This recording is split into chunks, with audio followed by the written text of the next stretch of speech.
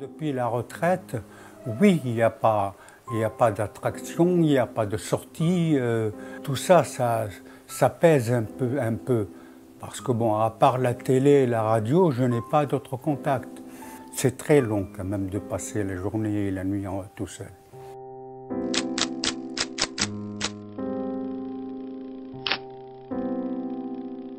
J'ai 74 ans. Et je suis à la retraite depuis une dizaine d'années. Je viens de Tunisie. À l'époque, la France était en plein boom dans les années 61. Et puis, ils venaient chercher des jeunes, des apprentis, tout ça, pour les former, mais dans le but de travailler en France. Moi, j'ai atterri dans Lyon, à La Roche-Migène. C'est un centre de formation professionnelle pour adultes. J'ai eu mon CAP et puis après je me suis orienté vers la restauration. Après en 63, je suis monté à Paris comme on dit. Après j'ai continué dans Paris dans la restauration toujours. Et puis depuis 63 jusqu'à maintenant, j'ai pas bougé.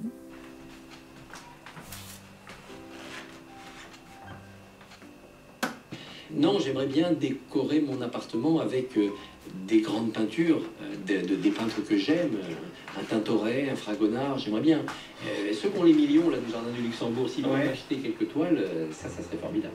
Merci beaucoup Christophe Barbier d'être venu nous voir. J'ai été marié à un divorce qui s'était très mal passé.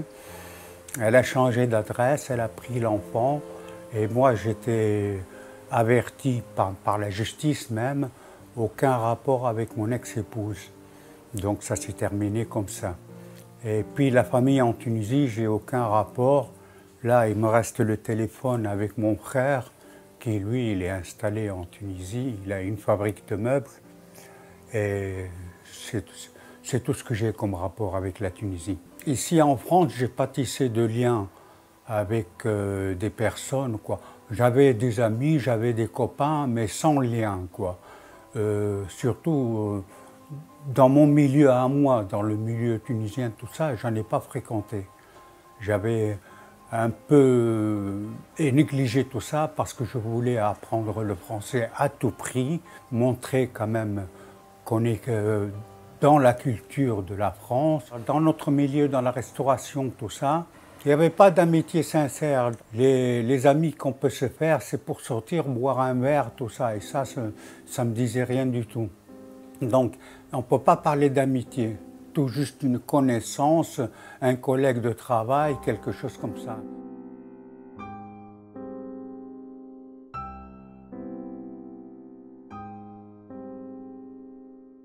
La solitude en ce moment, elle est presque générale chez les personnes âgées. Les enfants, ils ont fait leur vie ailleurs. Il n'y a pas de parents proches qui sont là. Il y a les voisins. Alors si vous avez la chance d'avoir un bon voisinage attentif, qui voit à peu près comment vous évoluez, si vous manquez quelque chose, il pose même la question, aurez-vous besoin d'une course? Tout ce genre de voisinage, c'est quand même formidable. Mais il y a des gens quand même qui ne se parlent pas. Là, depuis que j'habite ici, par exemple, il n'y a pas de contact de voisinage. Ici, dans cet immeuble, il y a 3 studios. Et les 2 personnes, je n'ai aucun contact avec. Pourtant, il y en a un, par exemple, que à chaque fois, c'est tout juste quand je lui dis bonjour, il me répond. J'aurais souhaité qu'il boive un petit café avec moi, qu'on discute, qu'on passe 1 heure ou 2 ensemble, surtout dans le même immeuble. Rien de tout ça.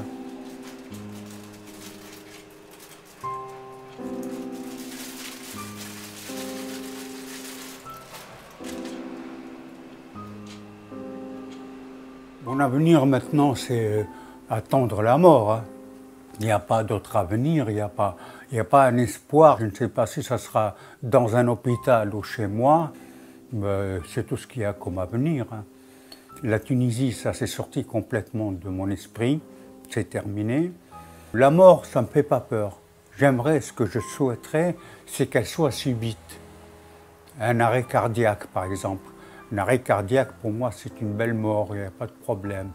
On souffre pendant 10 minutes et puis c'est terminé. Il y a peut-être des secousses, je ne connais pas comment ça se passe, un arrêt cardiaque, mais enfin, c'est une belle maladie. Dormir et ne pas se réveiller, pour moi, c'est la plus belle des morts aussi.